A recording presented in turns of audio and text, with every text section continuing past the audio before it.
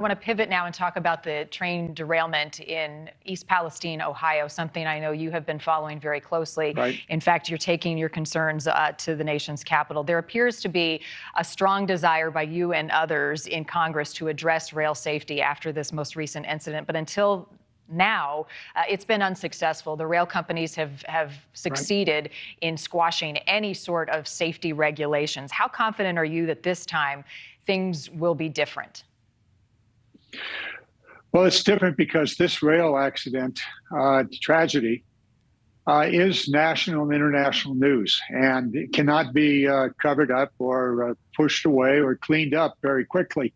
The result is that there is a consensus among Democrats and Republicans that additional legislation needs to be done. Some of it was in process during the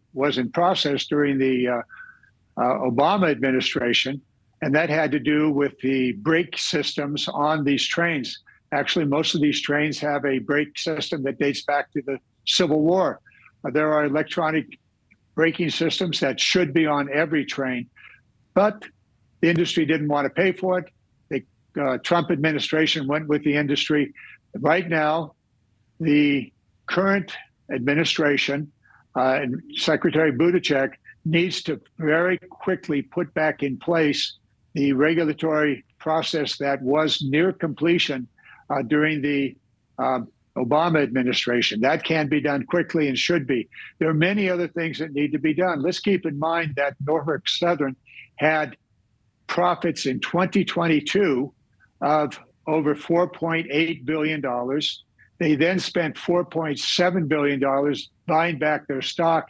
And to this day, we do not know how much money they spent on improving the safety of their trains, for example, the electronic brakes, the sensing systems, and also the repair of the track.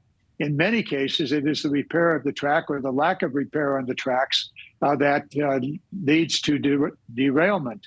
So what we must do in Congress is to force the rail companies to put modern safety systems on the trains and observation systems along the track, which Norfolk Southern now says they're going to do.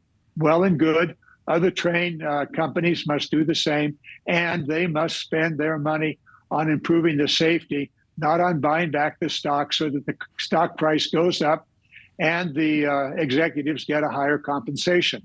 That's not to the interest of the American public, and certainly not to the interest of safety. And the people in East Palestine are screaming from the rooftops, don't forget about us. Norfolk Southern is agreeing to reimburse and relocate them for the time being as the investigation continues. Representative Garamendi, as always, thank you for your time. Appreciate it. Thank you for watching. Go to newsnationnow.com to find NewsNation on your television provider. And don't forget to click the red subscribe button below to get more of NewsNation's fact-driven, unbiased coverage.